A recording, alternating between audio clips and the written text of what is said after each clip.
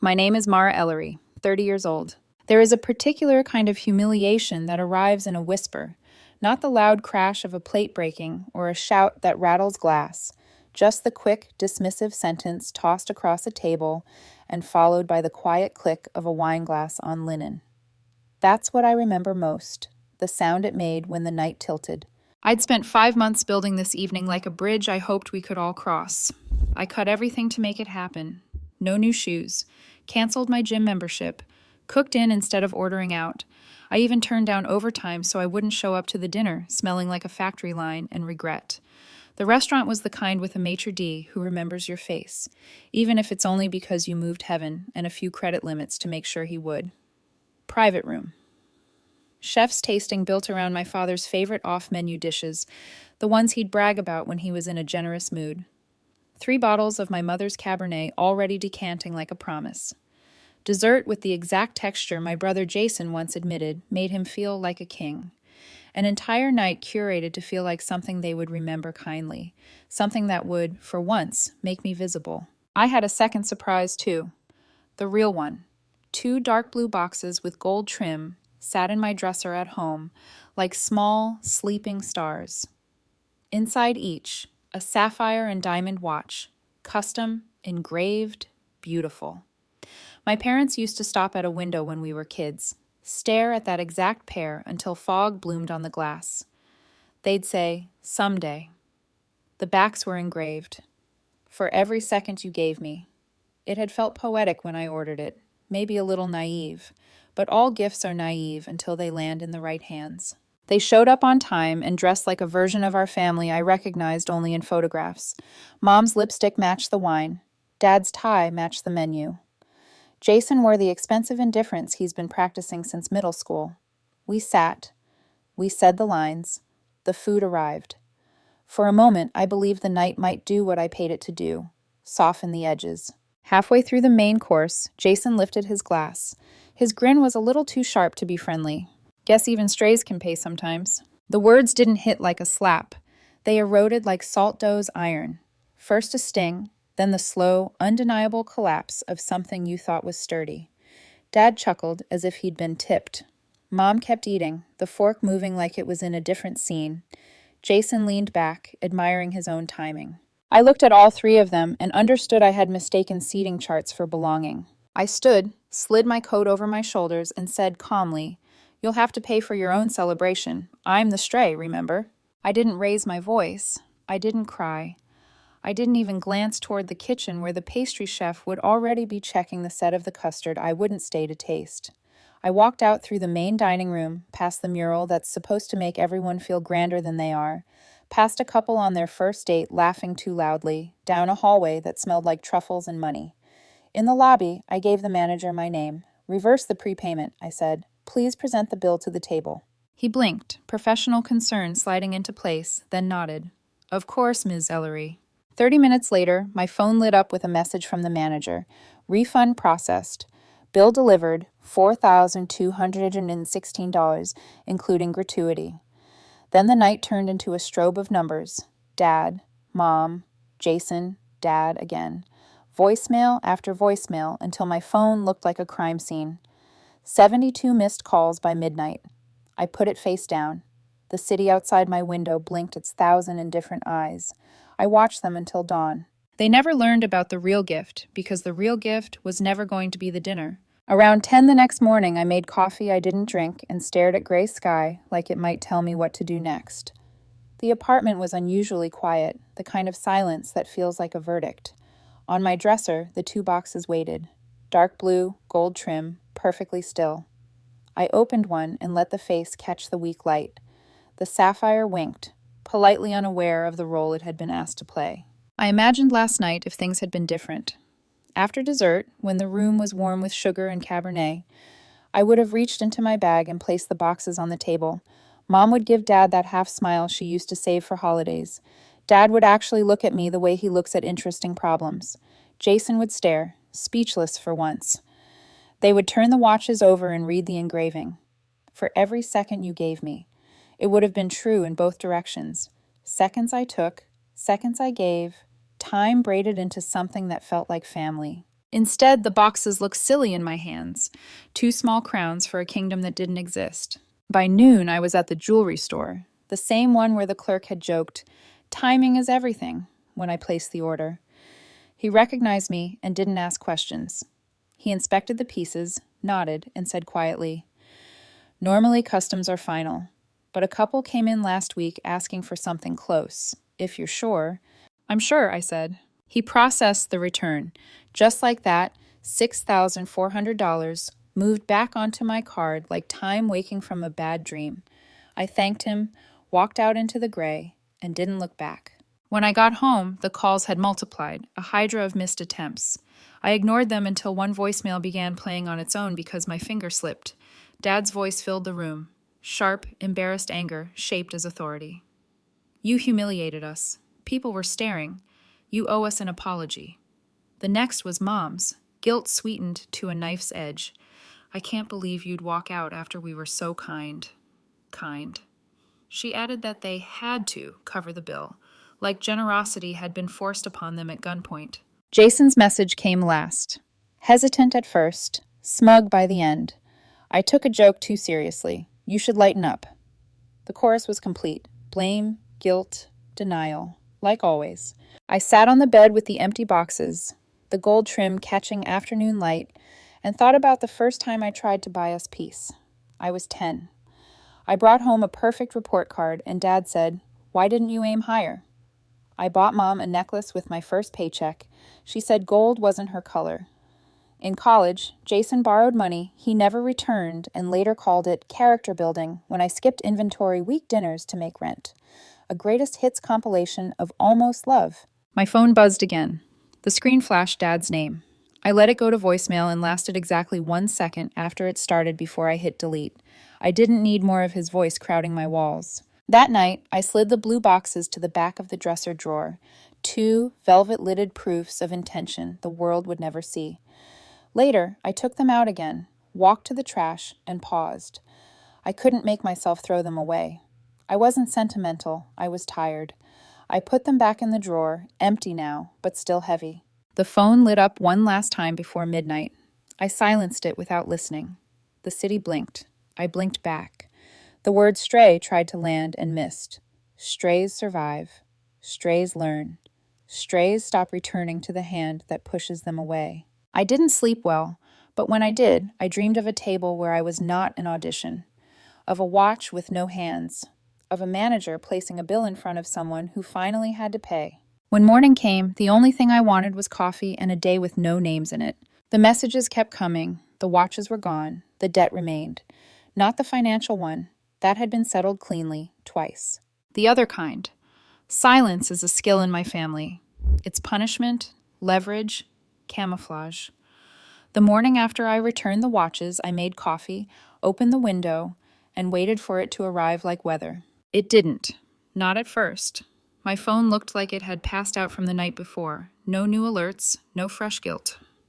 The lull made the apartment feel like a church after the service, the air heavy with what had been said and what hadn't. By noon, I gave in and pressed play on the voicemails I'd ignored. Dad first, brisk, clipped, already rehearsed. "You humiliated us," he said. "People were staring. You made a fool of this family. You will apologize." He said apologize like order, not request. Mom's message followed right behind, sugar-knifed. "I can't believe you'd walk out after we were so kind, Mara." Kind. The manager handed us the bill. It was an obscene amount. You forced our hand.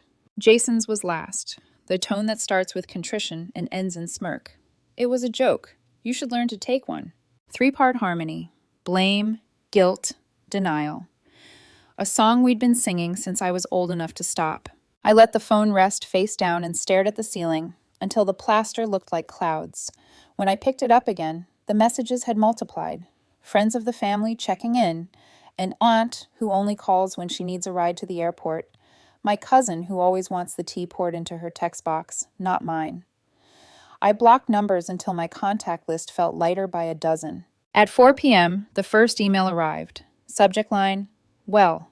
No greeting, no preface, just a list from Mom. How embarrassed they were, how the manager made a scene, how I'd overreacted for no reason. Then the part that made me laugh out loud alone in my kitchen. They suspected I'd had another surprise planned, and out of spite, I was withholding it. Out of spite did a cartwheel in my head. My surprise was 2 custom watches I'd scraped months to afford, watches I held against a window like a child thinking the light might tell her what to do. My surprise was a version of our family that could wear time without breaking it. I didn't type a response. I didn't owe the story an edit. By morning, email number 2, long, damp, with family unity and what your father has done for you. Email number 3, just a photo. Mom and Dad from the night of the dinner, the kind of smile that sells furniture, captioned, "You were going to give us something. We're still waiting." I wrote back exactly once. I returned the gift. You don't deserve it. The quiet that followed felt almost polite. 3 hours later, it shattered. An email from Dad, short, efficient, acid. Paragraph 1. I'd disgraced them. People were still talking. Reputation, reputation, reputation. Paragraph 2 was only 2 sentences long and so familiar it almost bounced off. You've always been a disappointment, Mara. Sometimes I think we would have been better off if you'd never been born. It didn't sting. I'd already heard that sentiment. He'd just run it through a different medium. He thought email was a softer weapon than voicemail. It wasn't. It was the same blade with a new handle. I sat very still and let the sentence pass over me like a shadow. Then I opened my contacts and deleted every number with our last name. I blocked them on every app I use for pretending the world is small. I went into old voicemails and erased everything, even the fake sweet birthday songs, because none of it felt like a thing that ever belonged to me. When the confirmation box appeared, all messages deleted, something unclenched inside my chest. Not triumph, not grief, just a clean edge where the tangle had been. The weekend arrived wrapped in ordinary light. I cleaned the apartment, bought myself flowers that clashed with nothing, walked to the farmer's market and let the smell of basil and rain do the work my family never managed, make me feel like I was part of something simple and good. They think silence is a weapon. For me, it was a room with a door I could close from the inside. Monday morning, the quiet broke the way glass does, sharp and sudden. A new email from Mom, subject line, "Well again," as if the first had been a rehearsal. She never mentioned the toast from Jason, never named the word stray, just logistics of humiliation, the manager, the bill, the eyes of strangers. Then, Jason thinks you had something else planned. If you really bought something special, don't withhold it out of spite. Of all the sentences in all our years, that one told the truth the loudest. They weren't asking about me. They were asking about what they thought they were owed. I didn't reply. By noon, a second email. By 2, a third. The cadence of a guilt metronome. When I finally responded with the line about the watches, the 3-hour quiet almost fooled me into thinking the storm had shrugged and moved on. Then my father's name lit up the header.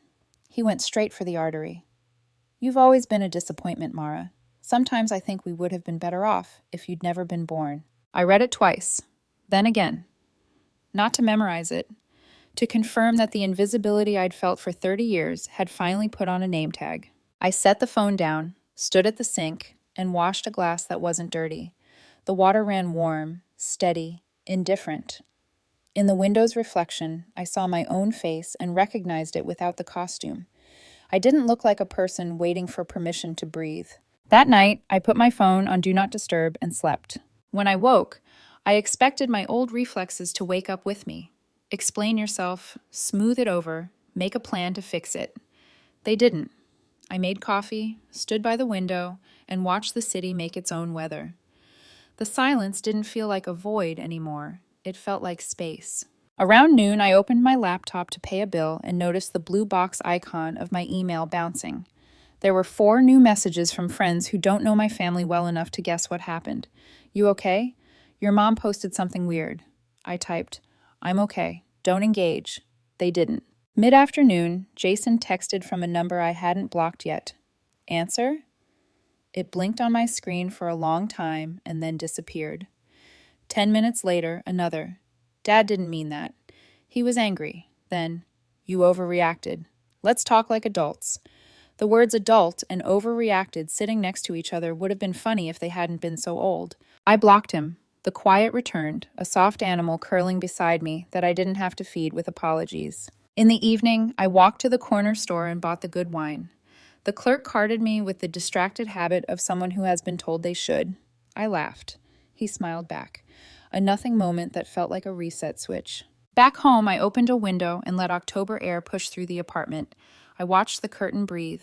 I sat down at the table, pulled the 2 blue boxes from the drawer one last time, and thanked the past version of me, who thought love was a thing you could prove with engraved metal. Then I put the boxes away and made a different proof.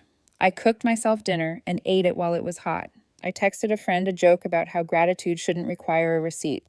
I turned off my phone at 10 and slept an entire night like it belonged to me. In the morning, the charger cable hung from the side of my bed like a lifeline I didn't need. I made coffee with both hands, and when the phone finally lit with a new subject line, well, I laughed, and the sound didn't echo. The thing about silence is it changes shape depending on who holds it. In their hands, it was a punishment. In mine, it was proof I had finally put something down. Thursday night started with a knock. Soft, hesitant. The kind of knock people use when they're not sure they're welcome. I looked through the peephole and felt my stomach twist. Jason. He stood in the hall with a grocery bag in one hand and that same crooked grin he's had since he was 5. The one that always looked like an apology trying to find its way out. For a moment, I considered pretending I wasn't home, but he saw the shadow move under the door, and that tiny hesitation gave me away. "Mara," he said, voice low, "I just need 5 minutes." Against my better judgment, I opened the door halfway. He didn't cross the threshold, just stood there holding the bag like an offering. "It's from the diner," he said. "Burgers. Fries. You used to love that place." He placed it on the counter before I could stop him, the smell of grease and nostalgia filling the room. "Can I sit?"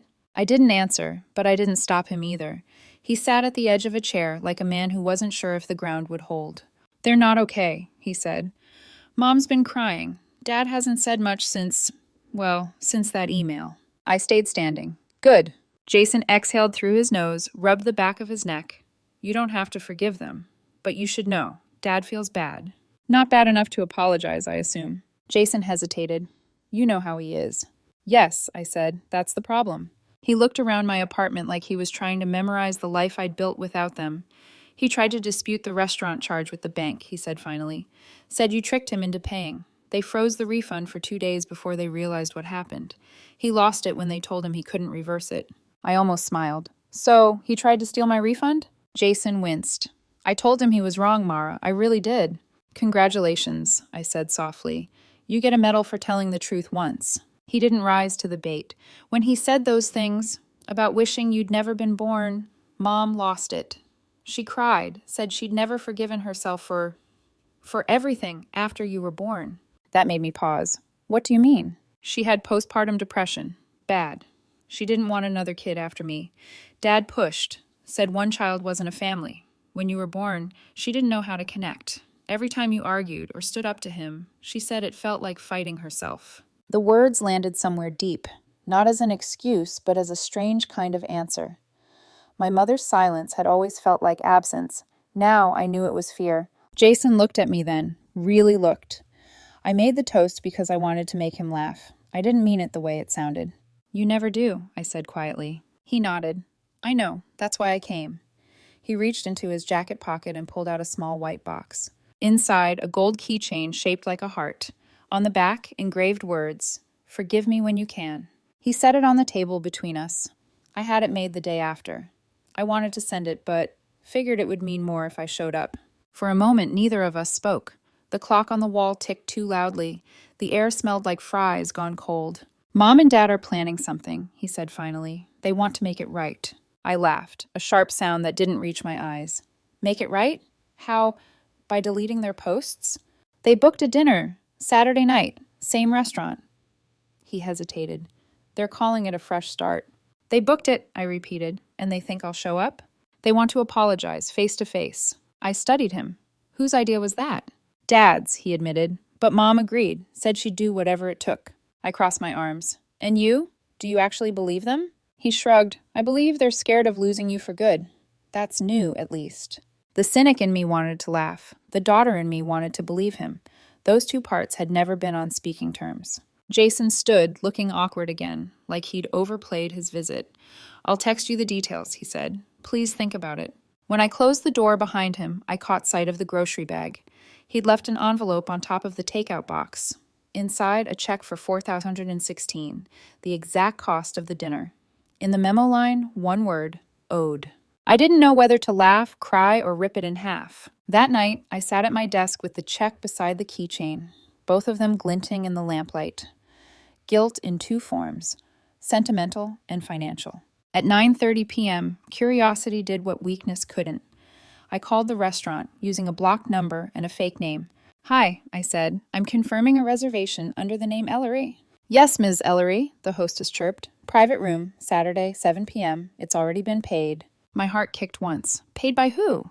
"By you," she said cheerfully. "Same card as last time. We processed it this afternoon. Except I hadn't paid for anything." "Thank you," I said, and hung up before she could ask questions. I opened my email, hands shaking slightly, and there it was, a payment confirmation from the restaurant. $4,216. Time stamped 2:13 p.m. I froze the card immediately, called the bank, and reported the charge. "That wasn't me," I said. "It's theft." The woman on the other end asked a series of calm, detached questions, her voice the same tone you'd use for car insurance. "It will be flagged for investigation," she said. "Expect temporary holds on your account." When she said fraudulent activity, something inside me went perfectly still, because that was the real word for what my family had been doing my entire life. Emotional, financial, moral. It was all the same crime with different paperwork. Saturday came quietly. The city outside my window looked washed clean by rain. At 6:15, Jason texted, "Dinner's at 7. Please come.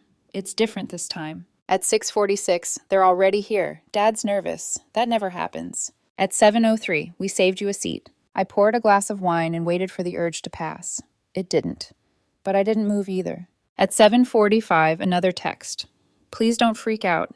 I didn't know Dad used your card. He said he was fixing things." At 8:12, one from Mom. "This was supposed to be a gesture of peace. Don't ruin this." The last one came from Jason again. "You won't believe what just happened." Later, when I read the full string, I could see it like a movie in my head. The waiter setting down dessert. The manager stepping forward, voice low but firm. "The card used for this reservation has been flagged for fraud. We'll need another form of payment." Forks frozen midair. My mother's practiced composure cracking at the edges. My father's face draining of color. Jason's text ended with, "Dad paid the bill, in full. No speech this time." I sat there, smiling into the quiet. Then I picked up the gold heart keychain, turned it over once, and dropped it into the trash. They'd finally paid for dinner, twice. Once with my money, once with their pride. And neither would buy them what they really wanted, because forgiveness wasn't for sale. For 2 days after the dinner fiasco, my phone barely stopped vibrating. Jason called 6 times. Mom sent long texts that started like apologies and ended like orders. Dad didn't message at all, which was somehow louder than everything else combined. By the 3rd day, the noise died. That's how I knew they weren't finished. They were regrouping. My family never stops when they lose. They rebrand the defeat. Saturday afternoon, I was folding laundry when someone knocked.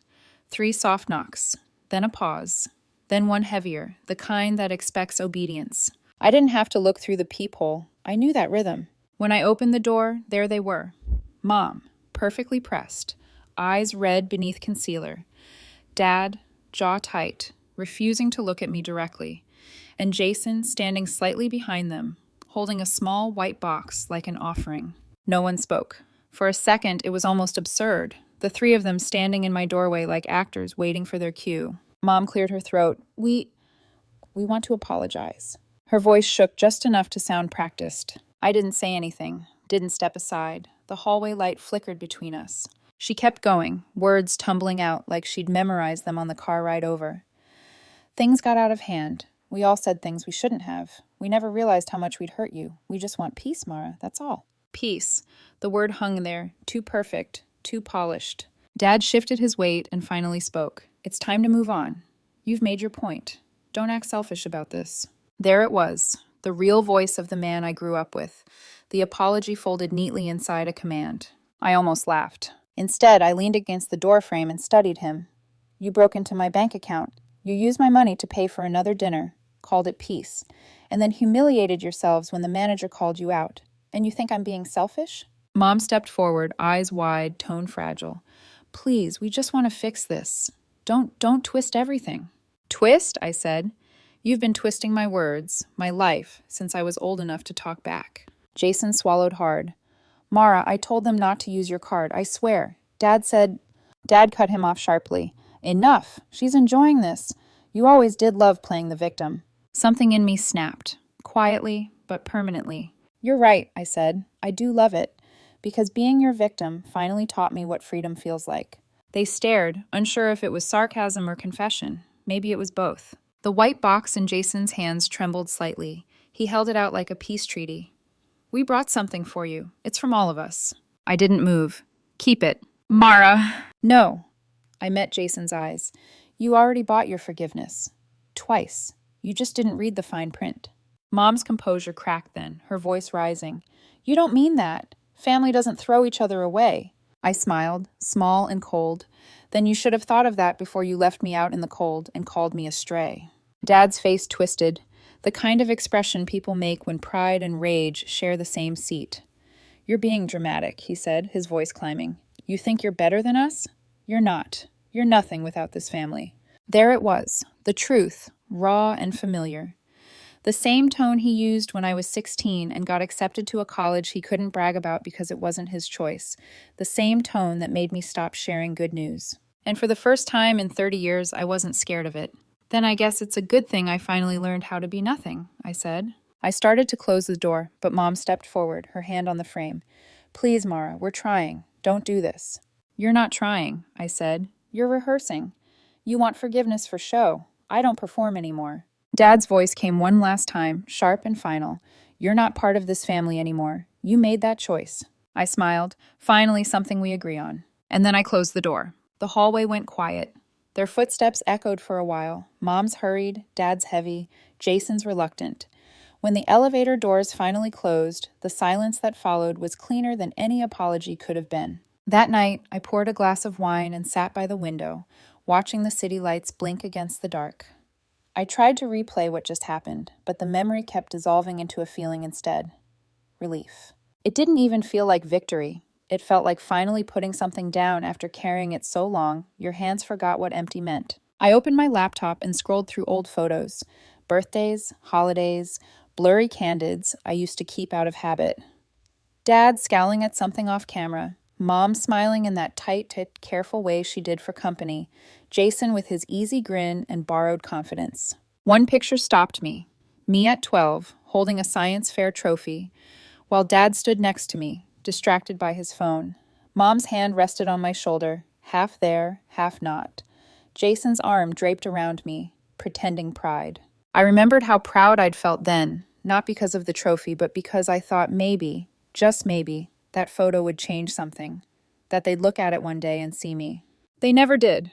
I deleted the entire folder, every pixel, every smile. A week later, the phone buzzed again. Jason. He texted, "I'm sorry for how that went. They shouldn't have come." I ignored it. 2 days later, Dad wants to talk again.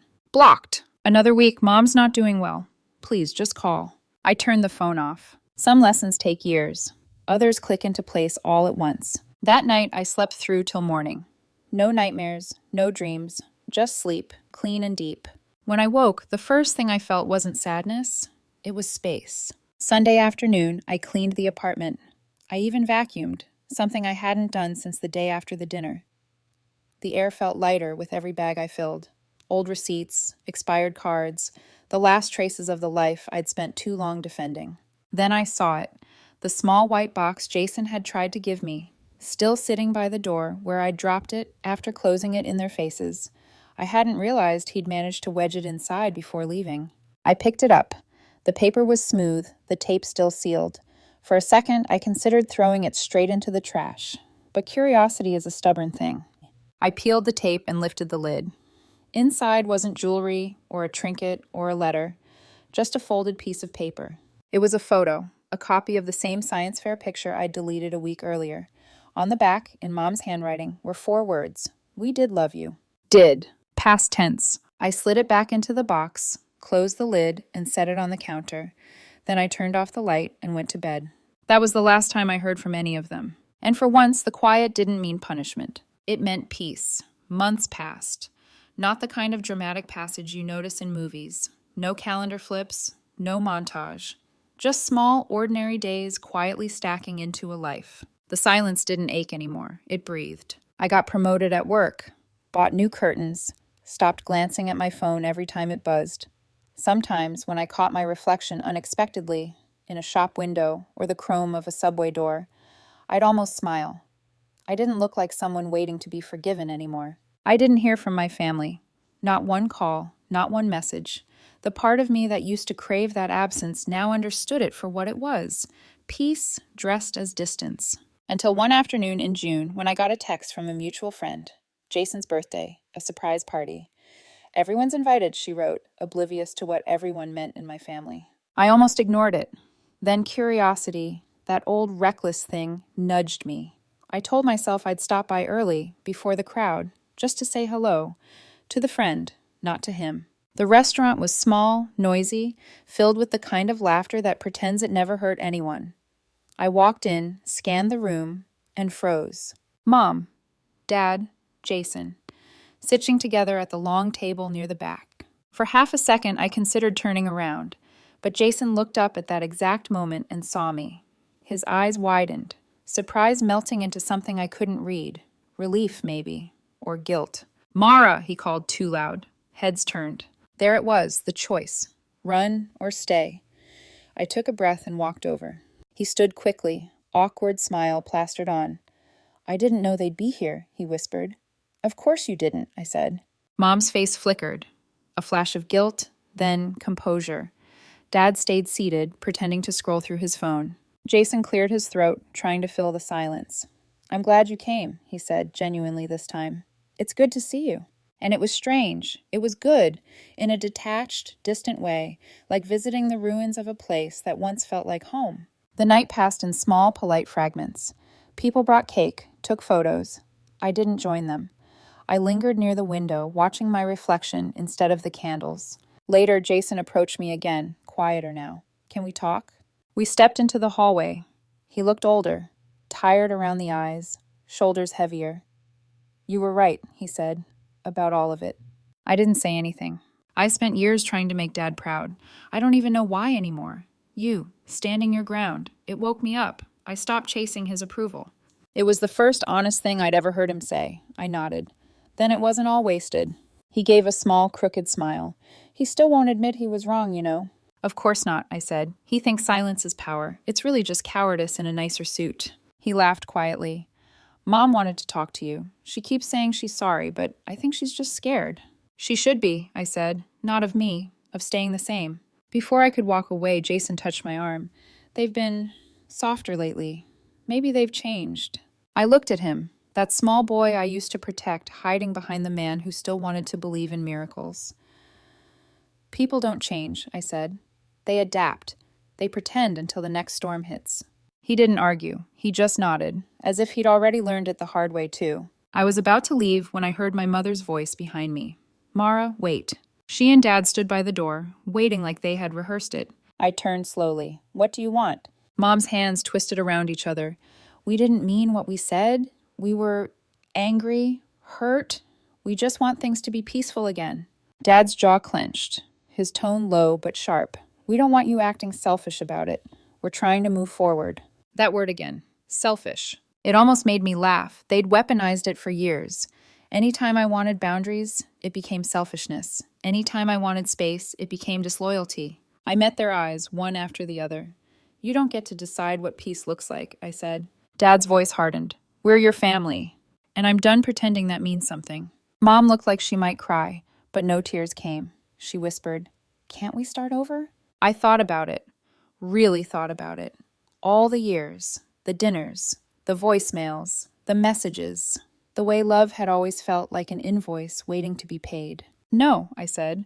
You don't start over with people who never showed up the first time. Dad's face turned red. You think you're better than us? No, I said softly. I just stopped trying to prove I wasn't worse. And that was it. No shouting, no grand exit. I just turned, walked out of the restaurant, and let the door close behind me. Outside, the air smelled like rain and car exhaust. I didn't cry. I didn't shake. I just breathed. By the time I reached my apartment, the city had gone quiet. The kind of quiet that doesn't ask anything of you. I poured a glass of water, set it on the table, and caught my reflection in the window again. The same face, the same eyes, but lighter somehow. Maybe freedom doesn't come as a single moment. Maybe it's a series of small decisions.